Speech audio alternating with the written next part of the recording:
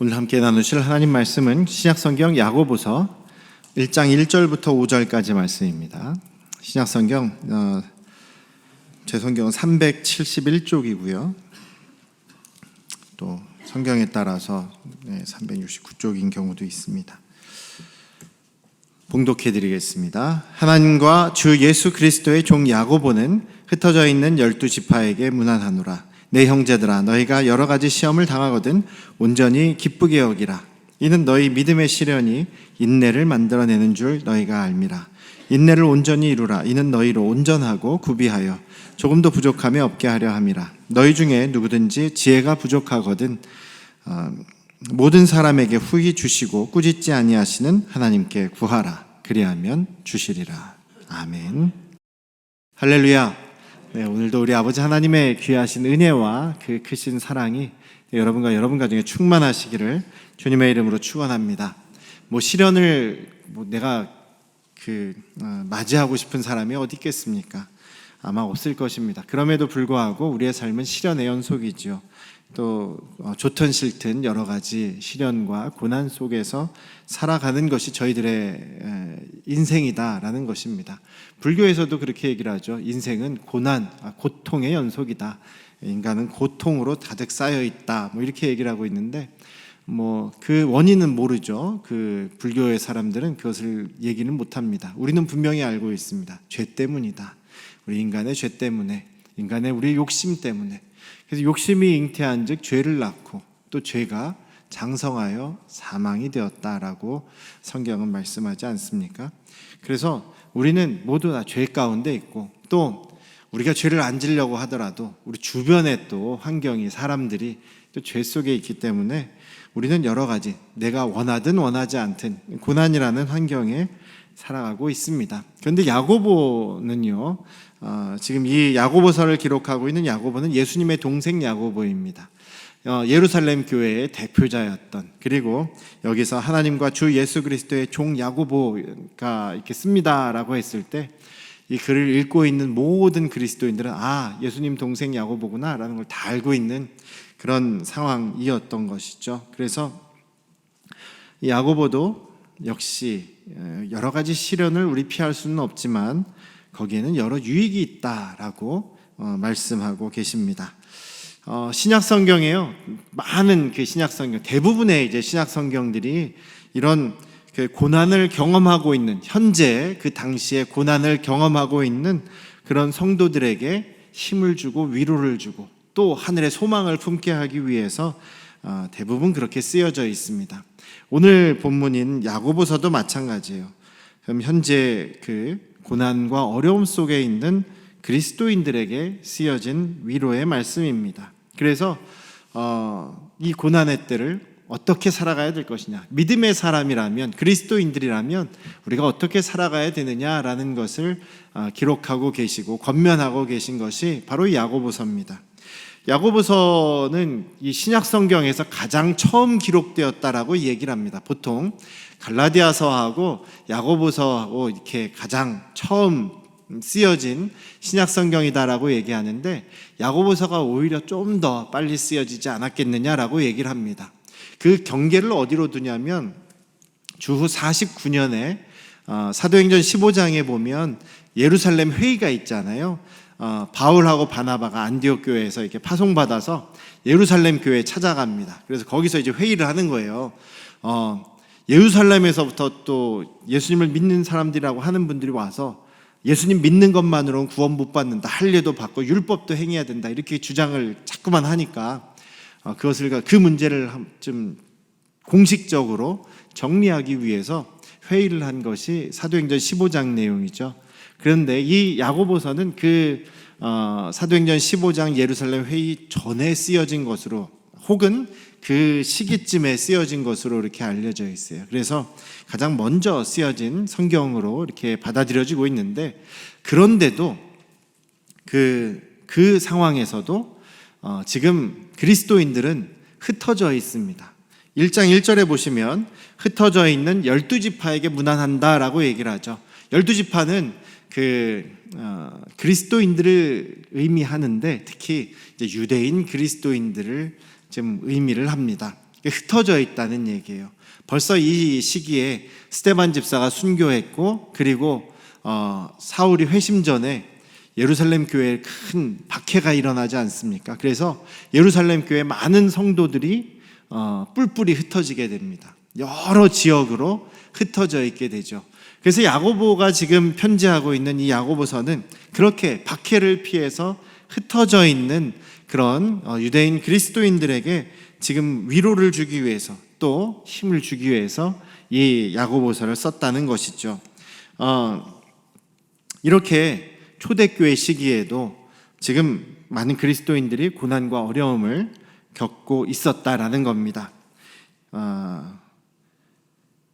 이 예루살렘에 큰 박해가 있기 이전에도 벌써 로마 장군 폼페이에 의해서 유대의 영토들이 많이 황폐하게 되었어요. 그래서 농토가 많이 없어져 버린 그런 상황이었다고 합니다. 그래서 농사지을 땅도 많이 부족한 상황이었고, 또 헤롯 대왕부터 시작된 그 세금이 굉장히 또 무거운 세금을, 과도한 세금을 계속 부과하고 있어서 많은 그런 소농이라고 하는 작은 그런 농부들이 파산하는 그런 경우들이 참 많았어요. 예수님 당시에도 실업자들이, 직장이 없는 그런 사람들이 참 많았다고 얘기합니다. 그래서 많은 농부들이 자기 땅이 없어가지고 그냥 다른 사람 그 농장에서, 로마의 그런 농장에서 소작을 하든지, 아니면 농사를 짓지 못하고 그냥 간헐적으로 일하는 일용직 노동자가 되기도 하는, 그래서 일용직 노동자도 일이 계속 있었던 것도 아니고 참 직장 일 구하기가 힘든, 그래서 경제적인 어려움, 또 그런 교회 핍박으로 인한 그런 육체적인 또 신앙적인 어려움, 그리고 또 그 당시에 또 흉년이 많이 생겨가지고 또 먹고 사는 것까지 어려움을 당하고 있는 그런 어려운 시기였다라고 이야기를 합니다. 현재 우리가 겪는 고난이나 어려움이나 별반 차이가 없죠. 지금 야고보서를 기록하고 있는 이 시기에도 그런 어려움 속에서 성도들이 살아가고 있었다라는 것입니다. 그래서 야고보 사도는 흩어져 있는 그 그리스도인들, 여전히 지금 여러 가지 어려움을 당하고 있는 이 그리스도인들에게 이 글을 이제 보내면서 처음부터 그렇게 얘기를 하는 겁니다. 너희가 여러 가지 시험을 당하고 있지 않느냐? 그렇게 되면 기뻐해라, 온전히 기쁘게 여겨라 라는 말씀으로 이 야고보서를 시작하고 있는 것이죠. 여전히 오늘을 살아가고 있는 저와 여러분들도 크고 작은 여러 가지 그런 시련이나 고통이나 어려움들 속에 살아가고 있습니다. 그래서 우리 오늘 이 말씀을 통해서도 우리 하나님의 그 지혜를 붙잡고 믿음으로 저희들이 이겨나가는 그런 믿음의 삶을 살아갈 수 있기를 주님의 이름으로 축원합니다. 야고보는 지금 우리 그리스도인들에게 몇 가지 이제 시련을 대하는 그런 권면을 해나가고 있죠. 첫 번째로는 고난을 기쁨으로 수용하라, 기쁨으로 받아들여라라고 이야기를 하고 있습니다. 고난을 기쁨으로 수용해라. 1장 2절에서 여러 가지 시험을 만나거든 온전히 기쁘게 여겨라라고 말씀하고 있습니다. 그리스도인이라는 이유로 지금 당시에 여러 차별을 받을 뿐만 아니라 정치적으로, 경제적으로, 사회적으로 여러 가지 불이익을 당하고 있었던 그런 성도들에게 야고보는 지금 성령의 감동을 따라서 기뻐하라라고 명령하고 있습니다. 명령을 하고 있는 거예요. 온전히 기쁘게 여겨라, 명령을 하고 있는데 이해하기 힘든 권면 아닙니까?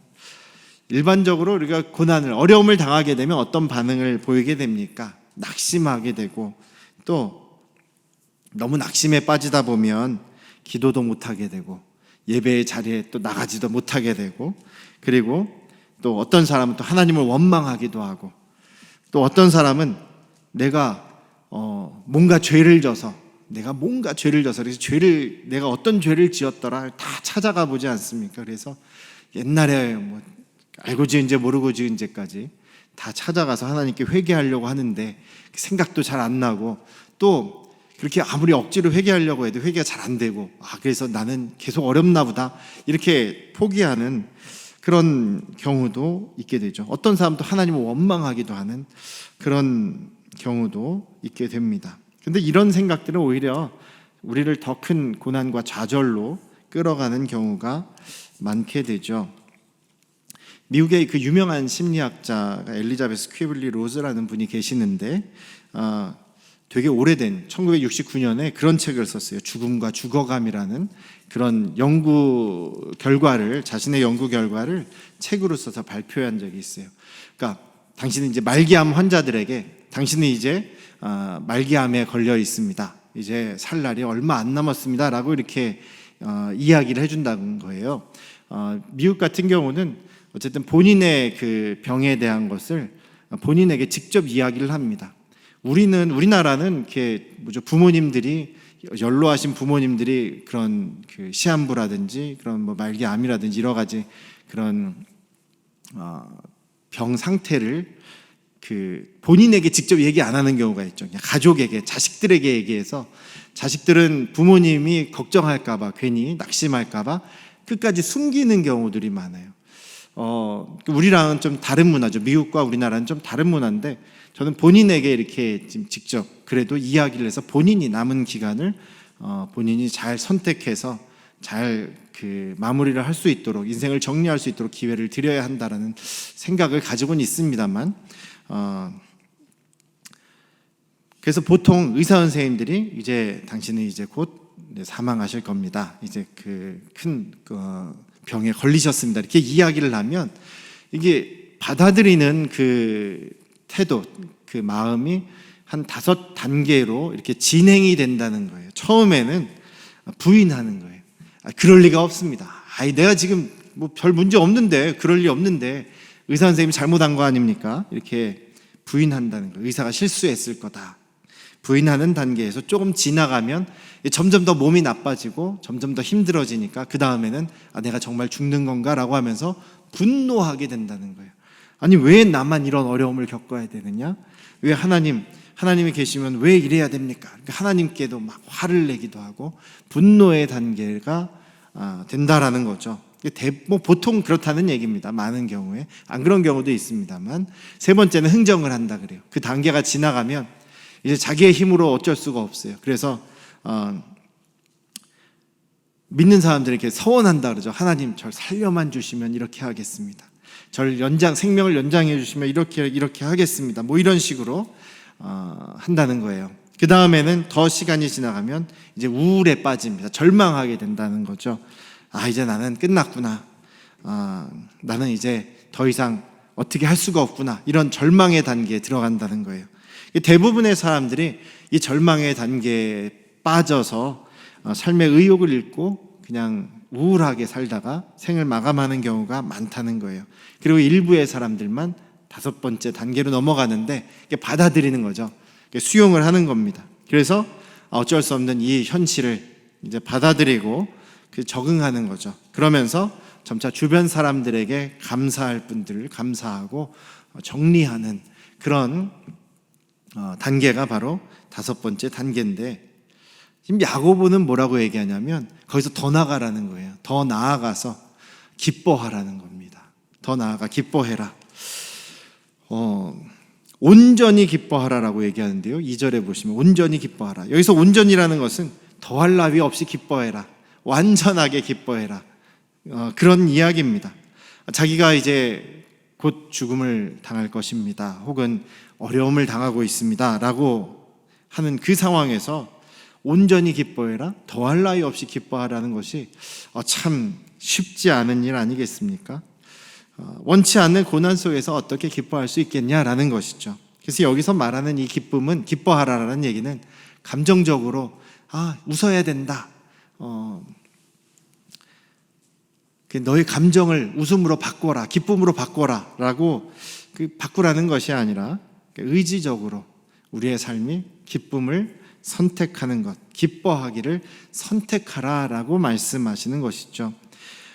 왜냐하면 그 고난 가운데서 우리가 의지적으로 기뻐함을 선택해야 하는 이유는 고난에 유익이 있기 때문이다라고 야고보는 이야기하고 있습니다. 유익이 있기 때문에 기뻐해야 한다. 어떤 유익이냐? 바로 이 고난에서 우리가 인내할 때 인내하며 기뻐하고 그 인내를 온전히 이루게 될 때 우리는 예수님 닮아간다. 예수님 닮은 사람으로 성숙하게 된다라는 얘기죠. 한마디로 온전하여 구비하고 조금 더 부족함이 없는 사람이 되게 하기 위한 것이다 라고 지금 4절에서 말씀하고 계시는데, 한마디로는 예수님 닮은 성도들이 될 수 있다. 신앙도 잘하게 되고 또 우리의 그 인격도 성숙하게 되는 것은 이 고난을 거쳐야 하는 것이다 라고 이야기를 합니다. 어떤 고난이든지 우리가 기쁨으로 받아들이고 오히려 인내하게 될 때 우린 주님을 닮아가는 온전한 믿음의 사람의 모습으로 변화되어 갈 수 있다라고 얘기하는 것이죠. 그래서 이렇게 우리가 어려운 상황을 경험하게 된다면, 혹시나 고통을 경험하게 된다면 우리가 이렇게 기도하기를 원합니다. 주님, 이 고난을 통해서, 이 어려움을 통해서 저에게 가르쳐 주시기를 원하시는 것이 무엇입니까?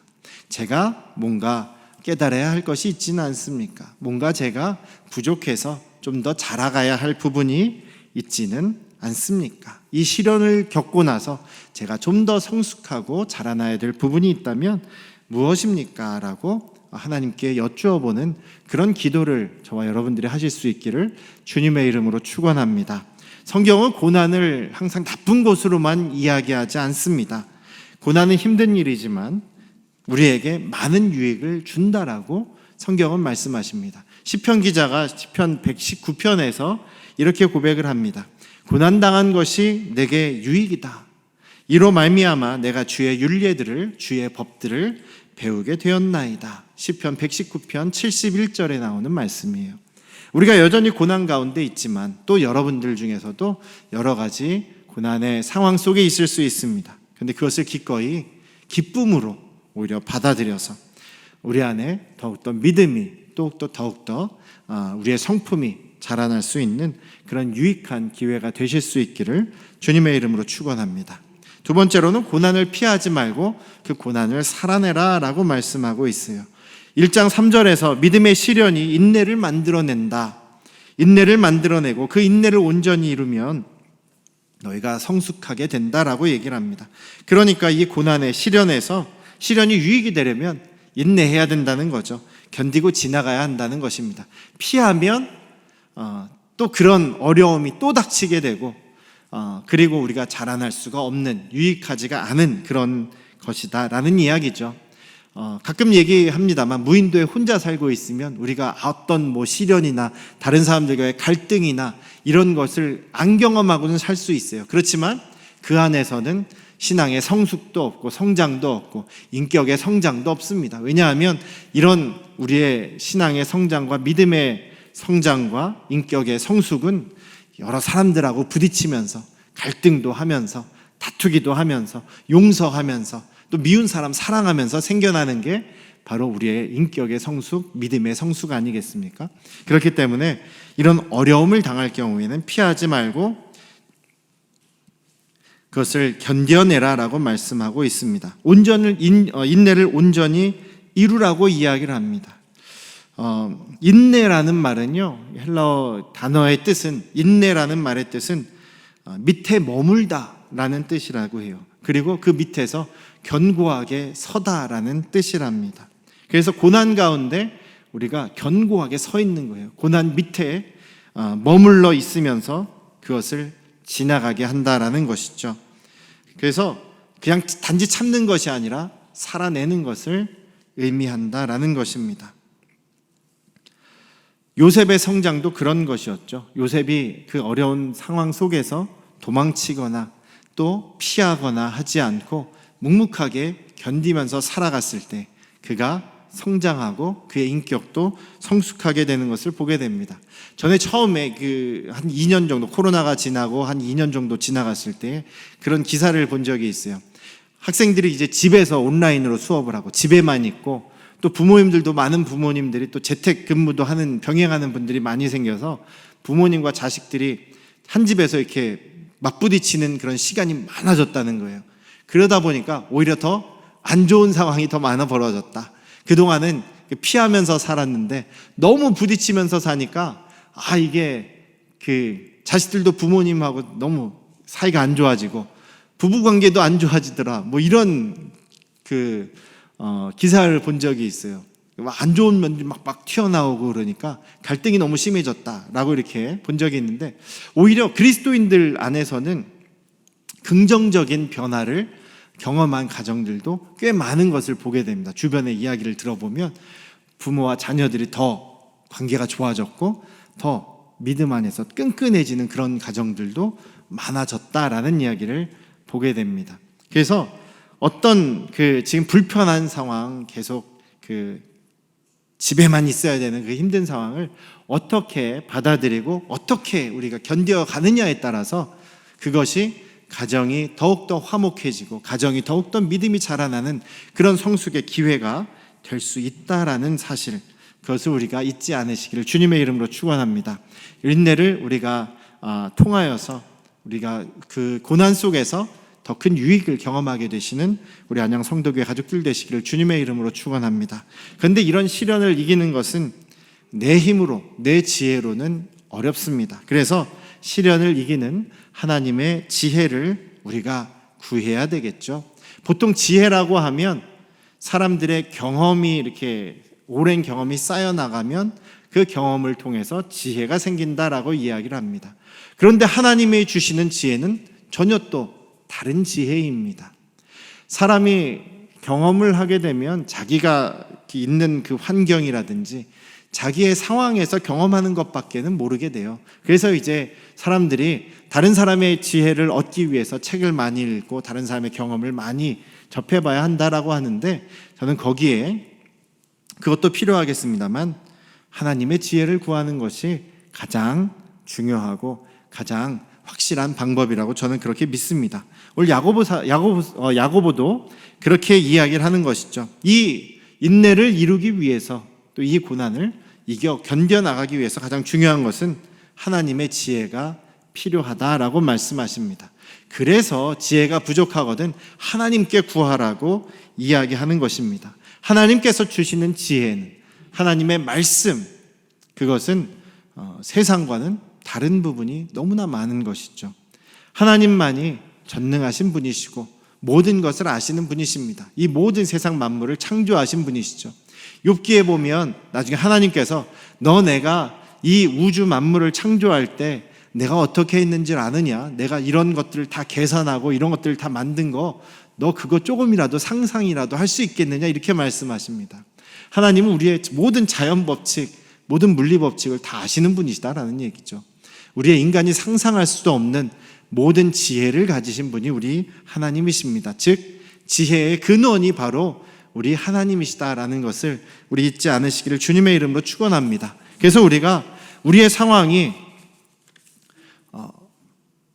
가짜 문제인 경우들이 참 많아요. 그래서 내가 해결할 수 있으면 그건 별로 문제가 안 되는 거기 때문에 가짜 문제고, 정말 진짜 문제는 무엇이냐면 내 힘으로 해결할 수 없는 게 진짜 문제 아니겠습니까? 그럴 경우 우리 어떻게 해야 되겠습니까? 하나님께 나아가고 하나님께 간구하셔야 되겠죠. 어떤 기자의 이야기를 한번 들은 적이 있는데요. 출장을 가기 위해서 배를 타고 남태평양 바다를 이렇게 가고 있었는데 그만 암초에 부딪혀서 그 배가 침몰해 버리고 말았습니다. 거기서 탈출한 사람들 중에서 대부분의 사람들 다 죽고 자신은 간신히 무인도에 또 표류하게 되었다는 거예요. 무인도에 도착해서 혼자 살아남았는데 암담한 그런 상황이 돼버렸죠. 거기서 해초를 이렇게 뜯어먹고, 그리고 또 풀 막 뜯어서 그걸로 풀로 이렇게 엮어서 비를 피할 수 있는 그런 그 움막을 만들었다는 겁니다. 초막을 만들었다는 거예요. 그래서 또 나무도 열심히 비벼가지고 불씨를 만들어냈다는 거예요. 그 불씨를 만들어내서 이제 좀 따뜻하게 살려나 보다라고 했는데 큰 센 바람이 갑자기 확 바람이 불어가지고 그 불씨가 날아가서 자기가 힘들게 지어놓은 그 초막에 다 타버렸다는 거예요. 그 연기 나는 그 초막, 그 불타는 초막을 보면서 막 하늘을 향해서 소리를 지르는 거죠. 하나님 어떻게 이럴 수가 있습니까? 정말 너무하십니다. 막 그러고 낙심하고 있었다는 거예요. 이제 난 끝났구나. 저는 이제 여기서 죽나 봅니다. 이 무인도에서 죽나 봅니다. 이렇게 낙심하고 있었을 때 갑자기 붕 하는 그런 백고동 소리가 들리더니 저 멀리에서부터 큰 배가 자기 무인도 쪽으로 오더라는 거예요. 그리고 이 사람은 구출이 된 거죠. 구출된 다음에 그 선장한테 물어봤다는 거예요. 배 선장한테, 아니 여기 무인도인데 어떻게 알고 저를 구하러 오셨습니까? 이렇게 물어봤더니 그 선장이 하는 얘기가, 그러게요, 저 정말 제가 알기로도 저 무인도인데 갑자기 연기가 나더라는 거예요. 갑자기 연기가 안 올라오더라는 거예요. 그래서 이 무인도인데 이거 사람 있나 보다 하고 찾아왔더니 당신이 있었던 겁니다, 이렇게 얘기한 거죠. 자기는 이 불씨 귀한 불씨 이제 불 피워서 따뜻하려고 하다가 그게 바람에 날려서 그 자기가 만든 집도 다 태워버리고 자기는 끝났구나 이러고 있었는데, 오히려 그것이 구출하는 그런 신호가 됐다는 거죠. 때때로 우리가 어려운 상황 속에서 오히려 하나님의 구원, 하나님의 돌보심, 하나님의 은혜의 역사를 경험하게 되는 그런 오히려 구원의 신호가 될 수 있다라는 사실을 우리가 잊지 않으시기를 주님의 이름으로 축원합니다. 우리에게 이유 없는 고난은 없는 것이죠. 그럴 때 우리 주님 앞에 기도하시면서 주님께서 이 어려움을 이겨낼 수 있는, 견뎌낼 수 있는, 우리를 성숙하게 하실 수 있는 그런 주님의 능력을, 주님의 지혜를 우리가 힘입어서 살아갈 수 있기를 주님의 이름으로 축원합니다. 기도하겠습니다. 아버지 하나님, 우리의 힘으로는 어떤 어려움도 이겨낼 수 없습니다. 오직 주님의 지혜만이 우리를 인내하게 하고 우리를 잘하게 하고 우리를 이겨내게 하실 줄 믿습니다. 주님의 지혜를 우리에게 부어 주시옵소서. 성령께서 우리에게 말씀하여 주시고 우리의 길을 지도하여 주시옵소서. 오직 주님의 세상적인 지혜가 아닌 주님의 지혜로 믿음 안에 살아가는 우리 안양 성도교회 가족들 되게 하여 주시옵소서. 이제는 우리를 죄에서 구원하신 예수 그리스도의 은혜와